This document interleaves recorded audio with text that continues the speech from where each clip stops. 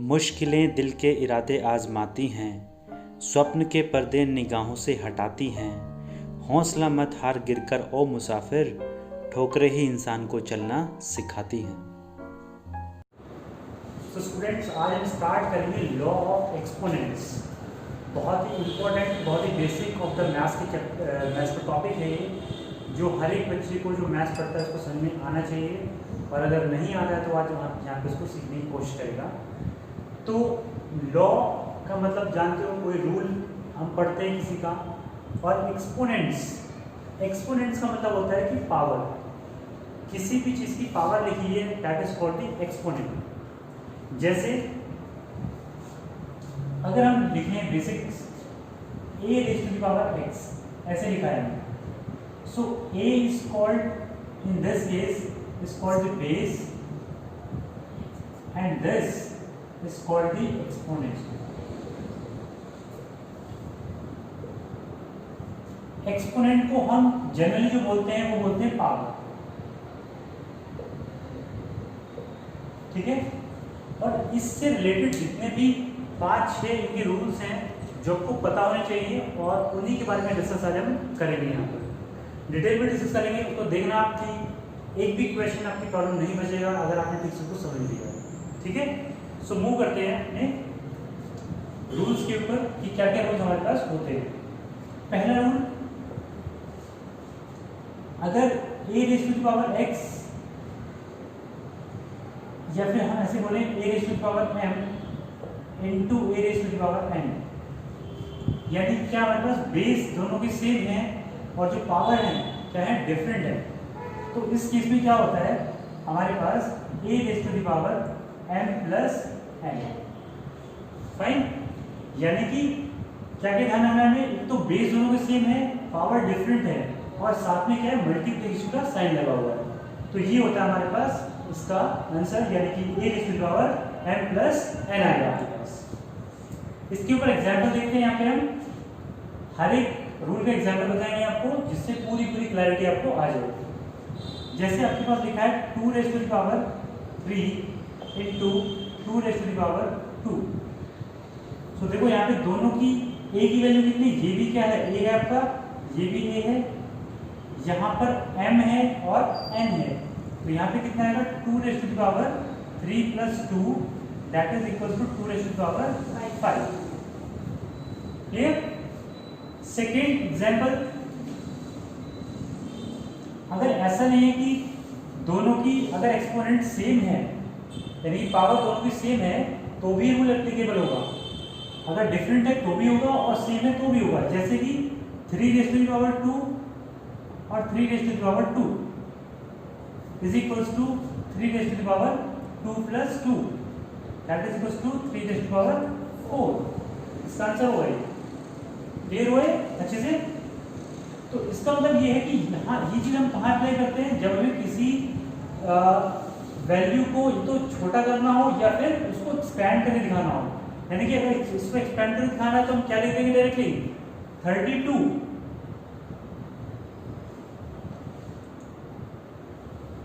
इसका कितना होगा, 81, फाइन। तो इनको हम इस तरीके से लिख सकते हैं और इस तरीके से भी, डिपेंड ये करता है कि आपको आंसर में कैसा गिवन है या फिर आपको उसको कैसे एप्लीकेशन पूछा गया है। कई बार आप देखते हो क्वेश्चन ऐसे आते हैं एमसीक्यूज में जिसमें आपका पावर्स की फॉर्म में पूछा जाता है आंसर, तो उस केस में आप इस चीज को आप अप्लाई कर सकते हैं, ठीक है। आगे मूव करते हैं नेक्स्ट पे। Second number, a raise to the power m upon a raise to the power n, यानी कि इसमें क्या है, बेस सेम है, पावर डिफरेंट है, और ये कैसे है, डिवीजन में। यहाँ पे था मल्टीप्लिकेशन में। अगर डिवीजन में होता है तो हम लिखते हैं इसको a raise to the power m minus n, यानी कि n को हम यहाँ से घटा देते हैं क्योंकि बेस क्या है आपका, सेम लगा हुआ है। क्लियर है। तो अब देखो इसके ऊपर एग्जाम्पल कैसे करते हैं। अगर हम लिखा 2 raise to the power 5 over 2 raise to the power 3, fine.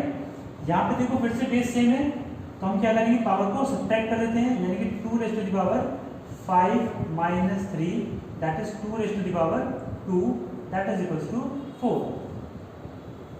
Clear हुआ है? इसके बाद अगर हम एक एग्जांपल और बात करें यहाँ पे, ऐसा नहीं है कि हमेशा पावर पॉजिटिव ही आनी है, वो नेगेटिव आ सकती है। इस केस में नेगेटिव आ सकती है, वो डिपेंड नहीं करेगा हमारी पावर कैसी है। फाइन, अभी डिस्कस करते हैं 2 पेज और। यहाँ पे जैसे 3 लेते हैं इस बार, 3 raise to the power 5 over 3 raise to the power 6 ऐसे लिखा होगा। तो यहाँ पे क्या होगा, 3 raise to the power 5 minus 6, 3 raise to the power कितना आ जाएगा, माइनस के 1। और 3 raise to the power minus 1 अगर लिखा हुआ है तो उसको लिख सकते हैं 1/3, that is the same. Clear हुआ आपको? जीरो भी आ सकती है, वो डिस्कस कर लेते हैं उसको। जीरो कैसे आती है वो नेक्स्ट उसमें हम दिखा रहे हैं आपको। नेक्स्ट थर्ड, अगर हमने लिखा यहाँ पे 5 raise to the power 3 over 5 raise to the power 3, fine ऐसे लिखा हुआ है, तो हम क्या लिखेंगे इसको, 5 raise to the power 3 minus 3 ऐसे लिखेंगे। तो 3 माइनस 3 कितना होगा, 0। तो 5 रेज़ टू द पावर कितना आ गया, 0। इसका आंसर कितना आएगा, 1, जो कि हमने आपको बताया था कि anything raise to the power 0 is always 1। कैसे करते हैं इसको, ये बताया था हमने आपको। देख लेते हैं छोटा सा, अगर x अपॉन x लिखा है, फाइन, तो उसकी वैल्यू कितनी होगी, 1। और अगर रूल ऑफ एक्सपोनेंट के अकॉर्डिंग देखें तो इसकी पावर 1 और इसकी पावर भी कितनी है, 1। तो यही वाला रूल अप्लाई करेंगे, क्योंकि दोनों के बेस कैसे हैं, सेम है, पावर भी सेम, उसको फर्क नहीं पड़ता है। तो यहाँ पे क्या होगा, x की power 1 minus 1 is equals to 1, तो x raise to power 0 equals to 1। यानी कि यहाँ से हम ये कह सकते हैं कि किसी भी नंबर, किसी की भी वैल्यू अगर उसकी एक्सपोनेंट या फिर उसकी पावर क्या है, 0 है, तो उसकी वैल्यू हमेशा क्या होगी, 1 होगी हमेशा। ठीक है, ये रूल भी क्लियर हो गया आपको। अब आगे मूव करते हैं हम। माइनस पावर होगी तो ऐसे लगाएंगे, ये भी आपको क्लियर हो गया। अच्छा, यहाँ पे देखो, अगर इस मल्टीप्लिकेशन पार्ट में हम देखें एग्जाम्पल, यहाँ पे देख लेते हैं जरा, इसमें कैसे 0 बनेगा। अगर हम देखें 3 raise to the power 2 into 3 raise to the power minus 2 ऐसे लिख रहे हैं, तो यहाँ पे क्या होगा, एक बार प्लस पावर है, एक बार माइनस पावर है। तो क्या किया हमने, 3 रेज़ टू द पावर 2 और माइनस के 2, that is 3 raise to the power 0। ये कितनी वैल्यू आ जाएगी, 1 अगेन। यानी कि ये रूल ऑफ मल्टीप्लिकेशन में भी आप इसको लगा सकते हैं, पावर 0 वाला। डिवीजन में भी आ रहा है इस तरीके से, और मल्टीप्लिकेशन भी ऐसे आ जाता है आपका। ये बात क्लियर हुई? तो आगे चलते हैं नेक्स्ट पे। थर्ड रूल कहता है कि अगर हमारे पास x या फिर a raise to the power m है और उसकी whole raise to the power n है, यानी कि पावर की पावर या एक्सपोनेंट की exponent, a raise to the power m और उसकी whole raise to the power n, तो क्या लिखेंगे इसको, a raise to the power m into n, या फिर इसको बोलें a raise to the power m n। Clear हुआ? यानी कि दोनों की जो पावर है वो आपस में क्या हो जाएंगी, मल्टीप्लाई हो जाएंगी। That is a rule number 3। कैसे होगा, एग्जांपल देखते हैं। यहाँ पे हमने कहा 5 raise to the power 2 raise to the power 3, fine. यहाँ पे हमने कर दिया a raise to the power, sorry, यहाँ पे हमने कर दिया 5 raise to the power 2 into 3, so that is 5 raise to the power 6। ये इसका आंसर होगा। यहाँ इसको आप अंदर लिखो या फिर इसके बाहर लिखो, इससे कोई फर्क नहीं पड़ता है, वो ऑटोमेटिकली क्या होनी, मल्टीप्लाई ही होनी लास्ट में। एक एग्जांपल और लेते हैं। अगर ऐसे हो जाए कि 5 रेज़ टू द पावर 4 लिखा है, ठीक है, और हमें कहीं क्वेश्चन में यूज कैसे करते हैं इसको, कि हमें छोटी पावर ब्रेक करना है इसको, ठीक, तो हम क्या करेंगे इसको, 5 raise to the power 2 into 5 raise to the power 2 by the rule of multiplication हमने अप्लाई कर दिया यहाँ पे।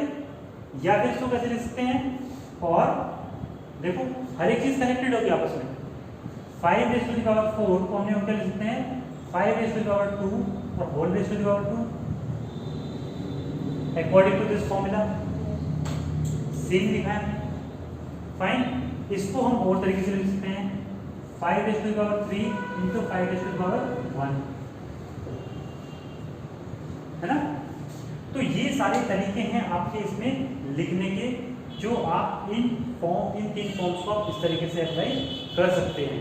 फाइन, आगे डिस्कस करेंगे नेक्स्ट फॉर्मूला नंबर 4। अब डिस्कस करेंगे यहाँ पे जिसमें आपके बेस डिफरेंट रहेंगे, पावर सेम रहेंगे, वो अलग केसेस हम डिस्कस करने जा रहे हैं। क्योंकि अभी जो 3 केस डिस्कस किए हैं उसमें हमने सेम बेस और पावर डिफरेंट वाले केस डिस्कस किए हैं।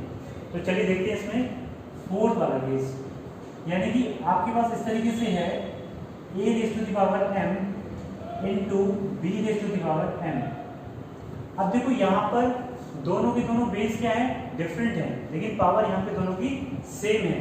और फर्स्ट केस हमारा मल्टीप्लिकेशन वही हमने यहाँ पे लिया है, मल्टीप्लाई। तो यहाँ पे कैसे होगा देखो, इसको हम लिख सकते हैं a into B raise to the power m, यानी कंप्लीट की पावर m अगर हम बोलें तो उसको अलग अलग करके भी उसको लिख सकते हैं। ठीक है, देखो कैसे अप्लाई करते हैं इसको, 2 तरीके से अप्लाई करके दिखाएंगे इसको, सीधे तरीके से भी और रिवर्स तरीके से भी। ठीक है, एग्जाम्पल नंबर 1, अगर हमारे पास है 2 raise to the power 3 into 3 raise to the power 3, तो इसको हम क्या लिखा है, 2 इंटू 3 और रेज़ टू द पावर 3, क्योंकि पावर क्या है, m की वैल्यू है ये, देख रहे हो ऊपर जो पावर है एक्सपोनेंट है वो क्या है 3, यानी कि ये किसकी वैल्यू है, this is the value of m, this is the value of m, this is the value of a, this is the value of b, देख रहे हो सेम तरीके से। अब हमने क्या किया, a into b whole raise to the power m, कितना आया यहाँ पे 6 रेज़ टू द पावर, ऐसे लिख सकते हैं इसको। या फिर आपको जो क्वेश्चन में कैलकुलेशन पार्ट करना होता है वहां पर आपको जरूरत पड़ती है कि क्या उसको शॉर्ट में उसको खत्म करना है, आपको जो कैलकुलेटिव पार्ट है उसको रिमूव करना है, यानी कि छोटे फॉर्मूला को कन्वर्ट करना है।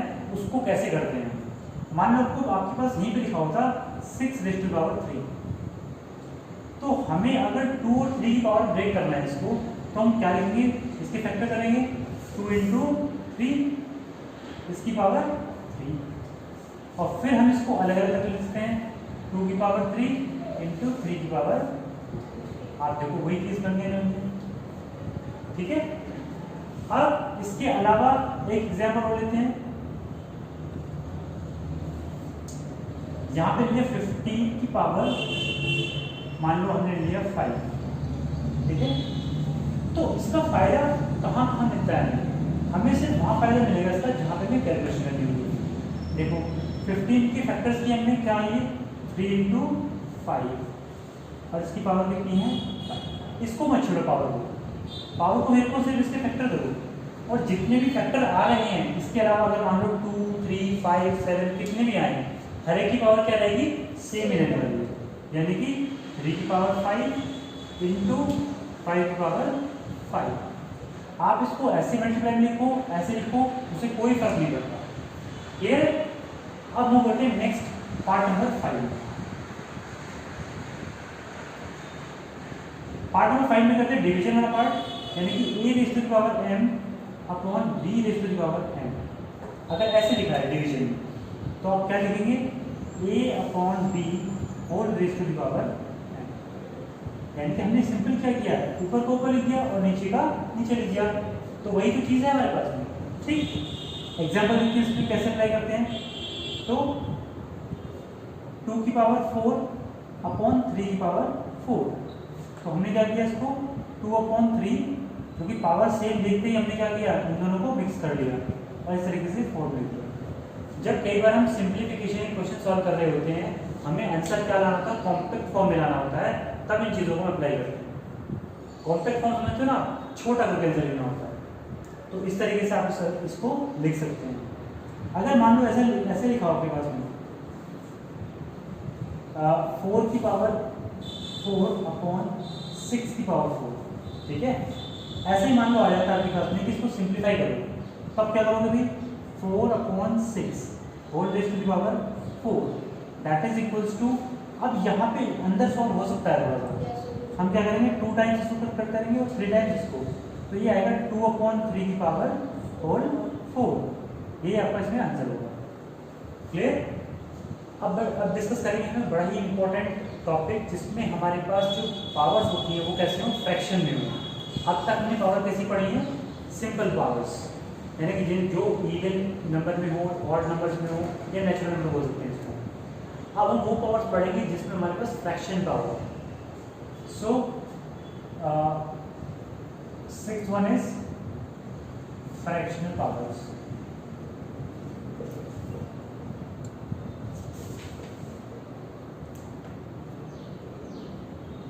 फ्रैक्शनल पावर में कैसे होता है, देखो बहुत ही इंपॉर्टेंट है ये, बहुत सारे बच्चों को कन्फ्यूजन रहता है इसमें, तो उसको डिस्कस कर लेते हैं कैसे होता है। देखो हमने कहा x raise to the power let's say 1/2 बोला, ठीक है, इसी को हम बोलेंगे √(x), इसी को हम लिख सकते हैं ऐसे x। इन तीनों चीजों का मतलब सेम है, ठीक है। अब क्या क्या होता है इसमें, क्यों होता है ऐसा, वो हम डिस्कस करेंगे लेटर ऑन, लेकिन आपको ध्यान ये रखना है कि अगर ये सिंपल तरीके से लिखा हुआ है, यानी कि इसके इस साइन के अंदर कुछ नहीं लिखा है, तो उसका मतलब 2 लिखा हुआ है। वो लिखा है कि नहीं लिखा है, दोनों में कोई डिफरेंस नहीं है, उसका मतलब सिर्फ क्या रहेगा, 2 लिखा हुआ है। और जो ये साइन होता है इसको हम 1/2 की पावर में लिख सकते हैं सिंपल तरीके से। तो यानी कि क्या हुआ आपका, ये बेस हुआ और इसकी पावर कैसे हुई, फ्रैक्शनल पावर, जो फ्रैक्शन में है, ठीक है। अब देखो अगर हमने लिखा x की पावर 1/3, तो उसको लिखेंगे हम √(x), इसको हमने क्या बोला, स्क्वायर रूट।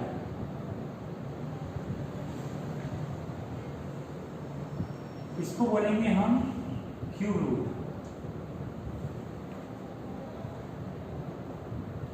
ठीक। अब हम क्या करते हैं, इसको आगे बढ़ाते हैं 1/4, 1/5, 1/6, आगे बहुत नंबर तक लेके जा सकते हैं, जहां तक चाहो वहां तक ले जाओ उसको, यानी कि x की power 1/n, n can be any number, any natural number, ठीक। तो हम क्या लिखेंगे इसको, यहाँ पे n और x, क्लियर हो। So that is called the nth root, that is called nth root. तो जो भी रूट होगा उसके अकॉर्डिंग हम उसको सॉल्व करते चले जाएंगे, ठीक है। जैसे हमने कहा एग्जाम्पल के लिए, एग्जाम्पल नंबर 1, इसमें कहा हमने भाई 4 की पावर 1/2 लिखा हुआ है आपके पास, इसको क्या करना है, सॉल्व करना है बेसिकली। तो इसको हम ऐसे लिखते हैं √4, और ये हमें पता है कि √4 जो होता है वो 2 लिख सकते हैं इसको। अब जब भी ऐसा होगा तो एक पेयर बाहर आता है, तो कितने आंसर आ जाएगा इसका, 2, ये इसका आंसर होगा। लेकिन ये हमने सीखा हुआ है, अब हम सीखेंगे इसको लॉजिकली कैसे होता है, ठीक है। इसको अप्लाई करके यहाँ पे लिखा है 4 की पावर 1/2, इसको लिखा हमने 2 × 2 और इसकी होल पावर 1/2 लिख सकते हैं कोई। अभी एक्सपोनेंट के रूल पढ़े हमने। अब 2 की पावर, ये कितना हो जाएगा, अंदर 2 ही रहेगा, क्योंकि इसकी पावर 1 और इसकी पावर 1 दोनों क्या होगी, ऐड हो जाएगी। सबसे पहला पॉइंट जो पढ़ाया था, तो 1 + 1 2, और इसकी होल पावर कितनी है, 1/2, ठीक। अब ये a की पावर m और होल की पावर n, तो हमने क्या पढ़ा था, a की पावर m × n, तो 2 की पावर 2 × 1/2, ये इससे कैंसिल आउट, ये 2 की पावर कितना आ गया, 1, दैट इज 2, तो इसका आंसर कितना आ गया, 2। देखो कुछ सेम आया, इस तरीके से सॉल्व किया जाता है। एक एग्जाम्पल और देते हैं, आपको बताते हैं कैसे और करते हैं। Second example 27 raise to the power 1/3, ऐसे बोल देते हैं। तो उसको हमने क्या लिखा, 3 × 3 × 3 यानी कि जो भी अंदर लिखा हुआ उसको क्या कर लेंगे, फैक्टर्स कर लेंगे और उसकी पावर 1/3। यहाँ पर सबके बेस सेम है, सबकी पावर ऐड हो जाएगी, यहाँ पे भी 1, यहाँ पे भी 1, यहाँ पे भी 1, तो कितनी होगी 3 की पावर 3, 3 की पावर 3 और इसकी whole power 1/3। Again rule of exponent, 3 की power 3 into 1/3 m into n, cut गया ऐसे 3 की power 1 that is equals to 3। Clear हुआ? इसीलिए जब इसको हम इस तरह सॉल्व कर रहे हैं ऐसे, तो हम क्या लिखेंगे यहाँ पे क्यूब रूट, क्योंकि हमने बताया था अगर यहाँ पे लिखते हो तो कोई दिक्कत नहीं है, लेकिन इसके बाद कोई भी नंबर है तो उसको हमें यहाँ पे क्या करना पड़ेगा, लिखना पड़ेगा, वो बताएगा। हाँ ऐसे भी कर सकते बिल्कुल, हमें यहाँ बताना पड़ेगा कौन सा रूट है। अगर हम 2 के बाद लिख रहे हैं, क्योंकि 2 तो सबसे छोटा है, 1 तो कुछ होता ही नहीं है, अगर 2 के ऊपर है कोई भी रूट उसको बोले cube root, 4th root, 5th root और ऐसे करके कहाँ से जाएंगे हम nth रूट। ठीक है, अब इसको हम देखो क्या लिखा 3 इंटू 3 इंटू 3। अब यहाँ पे 2 का पेयर नहीं आएगा, भाई कितने का आएगा 3 का पेयर आएगा, क्योंकि यहाँ पे क्या लिखा है जितना नंबर उतने का ही पेयर बाहर आना है, सेम नंबर का पेयर, तो कितना आ जाएगा आंसर डायरेक्टली। और अगर उसको मैथमेटिकली आपको देखना है कि कैसे आ रहा है कि तो हमने आपको ये रूल बता दिया। क्लियर हुआ? अच्छे से आगे देखते हैं एक और क्वेश्चन, क्वेश्चन नंबर 3। यहां पर देखो अगर मान लो ऐसा है 27 रेज़ टू द पावर 2/3, यानी कि फ्रैक्शन में 1 के अलावा कुछ भी आ सकता है, तो उसको देखो कैसे लिखेंगे यहाँ पे हम। इसका तो फिर से हम क्या करेंगे 3 into 3 into 3 whole raise to the power 2/3, इसको तो हम चेंज कर ही नहीं सकते। अच्छा इसको हम और क्या लिख सकते हैं 3 की पावर 3 और होल की पावर 2/3, फिर से a raise to the power m raise to the power n, तो फॉर्मूला होगा 3 raise to the power 3 into 2/3। बात सही है? इसको 3 से 3 कैंसिल आउट हुआ, यहाँ पे 3 की पावर 2 कितना आ गया 9, दैट्स योर आंसर। और इसको हम अंडर रूट में लिखना चाहें तो कैसे लिखेंगे भाई, देखो इसका तो लिखा हमने क्यूब रूट, ये 27 ये वैल्यू होगी और इसका क्या होगा होल स्क्वायर। क्लियर हुआ? जो जहां है उसको वैसे ही लिखेंगे। और थोड़ा देखो कैसे लिखेंगे, इधर देखो 27 की पावर 2/3, इसको हम कैसे कैसे लिख सकते हैं। अब देखो हमने क्या लिख सकते हैं इसको 27 की पावर 2 और इसकी होल पावर 1/3, ये तो ठीक है mn हो जाएगा। अब हमने इसको ऐसे लिखा और इसमें 27 की पावर 1/3 और होल की पावर कितनी 2, कैसे लिख लो।